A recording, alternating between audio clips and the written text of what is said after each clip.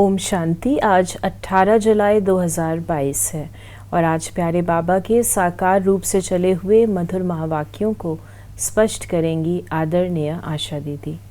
ओम शांति दीदी। ओम शांति। बाबा ने कहा, मीठे बच्चे, अभी तुम बाप की नज़र से निहाल होते हो। निहाल होना अर्थात स्वर्ग का मालिक बनना। बाबा की नज़रें अपने बच्चों पर पड़ती हैं। बाबा उन पर आशीर्वाद अपना रहम के रूप से करते हैं, प्यार के रूप से करते हैं। और नज़रों से निहाल होना माना स्वर्ग के अधिकारी बनना। प्रश्न है, और संग तोड़ एक संग जोड़, इस डायरेक्शन को अमल में कौन ला सकते हैं? जिनकी बुद्धि में एम ऑब्जेक्ट क्लियर है। तुम्हारा एम ऑब्जेक्ट है मुक्ति धाम में जाने की। उसके लिए शरीर से भी बुद्धि योग निकालना पड़े। टॉकी मूवी से भी परे साइलेंस में रहने का अभ्यास करो, क्योंकि तुमको साइलेंस अथवा निर्वाण में जाना है। ठीक है। गीत है, साइलेंस, मूवी और टॉकी, ये तीन हमारे वतन हैं। वो है साइलेंस वर्ल्ड, परम धाम।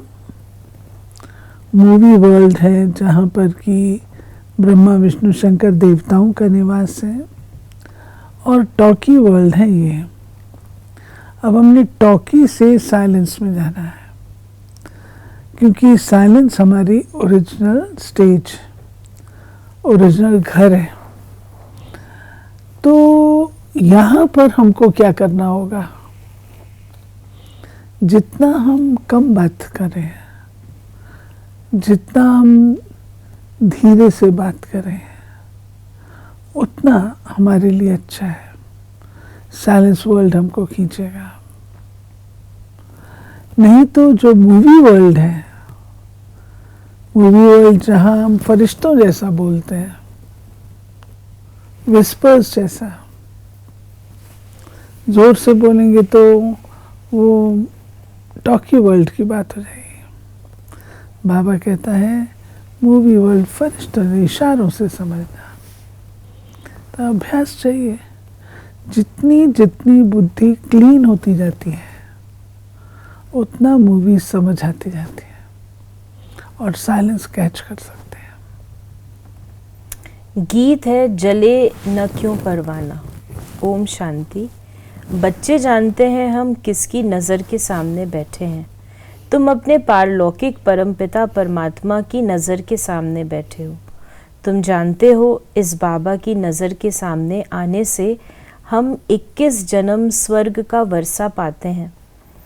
कभी कोई साधु संत के पास जाते हैं तो कहते हैं ये तो नज़र से निहाल कर देते हैं। अब नज़र से निहाल का अर्थ तो तुम ब्राह्मणों के सिवाय कोई समझ नहीं सकते। नज़र के सामने अब तुम बैठे हो।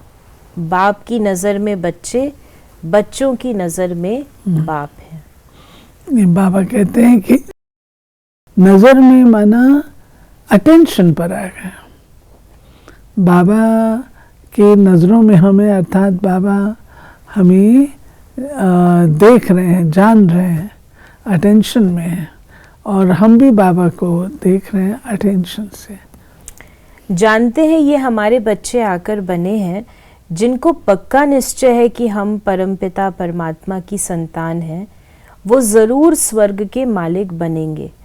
नज़र से निहाल भी होना है और स्वर्ग के मालिक भी बनना है। स्वर्ग में है बादशाही। यहाँ सब नर्क के मालिक हैं, अर्थात नर्क के निवासी हैं। उसमें भी नंबरवार पद है। भल अभी राजाई नहीं है, परंतु वो भी दिल में समझते हैं ना कि हम जयपुर के मालिक थे। लिखते भी हैं महाराजा ऑफ जयपुर, महाराजा ऑफ पटियाला, कहने में तो आता है ना। वो खुद भी जीते हैं, उनकी वंशावली भी जीती है। अभी वो भी प्रजा में आ गए हैं।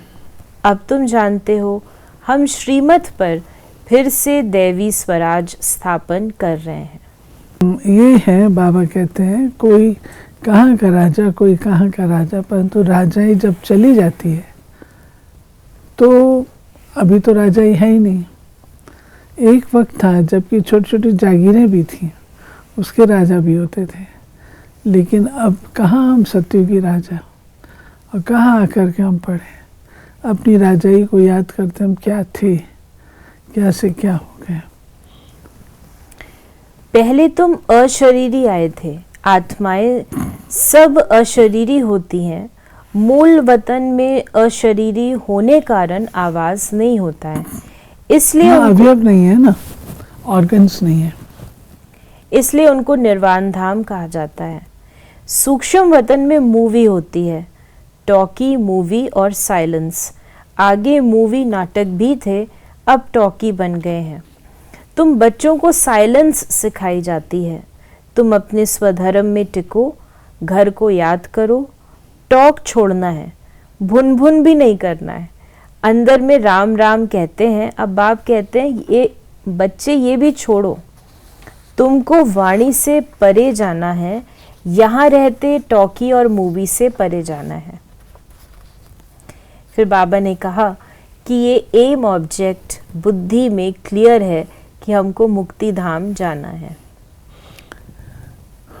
ये डिपेंड करता है कि मैंने अपने लिए क्या एम सेट किया है।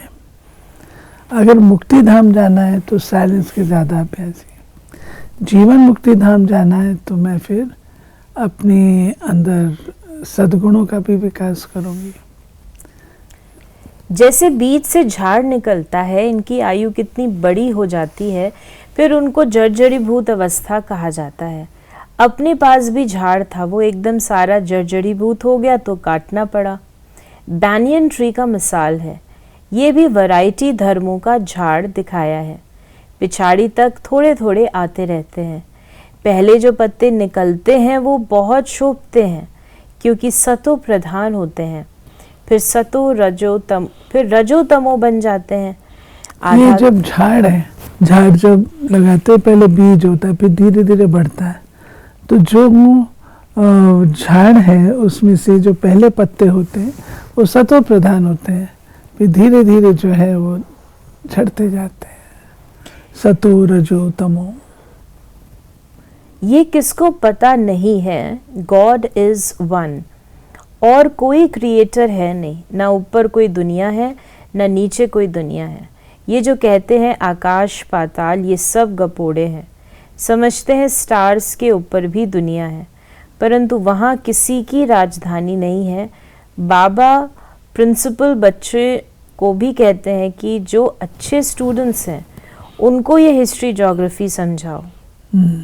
गवर्नमेंट को भी अप्रोच करो, बड़े बड़े ऑफिसर्स को समझाओ, परंतु बड़ी युक्ति से समझाना है कि सतयुग में आदि सनातन देवी देवता धर्म की राजधानी थी।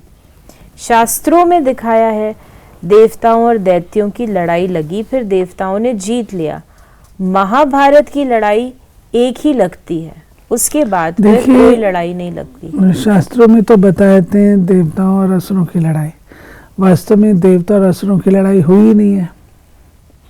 देवताएं होते हैं सतयुग में, असुर होते हैं द्वापर कलयुग में, तो कैसे लड़ाई होगी। ये अपने अंदर चल रही जो दैवी और दूसरे संस्कार होते हैं आसुरी, उनके बीच में लड़ाई होती है। तुम्हारे में भी बहुत हैं जो पढ़े लिखे नहीं हैं। बाबा कहते हैं बहुत अच्छा, बहुत पढ़े लिखे भी थे परंतु ये इम्तिहान पास नहीं कर सके। यहाँ तो सेकंड की बात है। सतयुग में लक्ष्मी नारायण का राज्य था, त्रेता में राम सीता का राज्य शुरू होता है, आधा कल्प के बाद भक्ति मार्ग शुरू होता है, धक्के खाने पड़ते हैं। आधा कल्प हमारा साम्राज्य होता है, स्वर्ग होता है, नई दुनिया होती है, निर्विकारी दुनिया होती है, पूज्य स्थिति होती है। लेकिन उसके बाद जब द्वापर युग आता है तो देहाभिमान आता है। देहाभिमान आने के कारण से पवित्रता खत्म होती है, अपवित्रता, अपवित्रता से 5 विकार, और इस प्रकार फिर उसको रिवाइव करने के लिए हम दर दर भटकते हैं, कभी किसके पास, कब किसके पास, कब किसके पास। आज का वरदान है सर्व शक्तियों से संपन्न बन हर शक्ति को कार्य में लगाने वाले मास्टर सर्वशक्तिवान भव। जो बच्चे सर्व शक्तियों से सदा संपन्न हैं वही मास्टर सर्वशक्तिवान है। कोई भी शक्ति अगर समय पर काम नहीं आती तो मास्टर सर्वशक्तिवान नहीं कह सकते। एक भी शक्ति कम होगी तो समय पर धोखा दे देगी, फेल हो जाएंगे। उसी शक्ति का पेपर आएगा। ऐसे नहीं सोचना हमारे पास सर्व शक्तियाँ तो हैं, एक कम हुई तो क्या हर्जा है। एक में ही हर्जा है, एक ही फेल कर देगी। इसलिए एक भी शक्ति कम न हो और समय पर वो शक्ति काम में आए, तब कहेंगे मास्टर सर्वशक्तिवान। और स्लोगन है, प्राप्तियों को भूलना ही थकना है, इसलिए प्राप्तियों को सदा सामने रखो। बाबा से क्या क्या प्राप्ति हम संगम पर करते हैं, तो उसको सामने रखो तो कभी भी उदास नहीं होंगे। तो ये थे बाबा के आज के मधुर महावाक्यों का स्पष्टीकरण। यदि आपके मन में कोई सवाल है तो मैसेज या व्हाट्सएप करें 8826599309 पर। ओम शांति।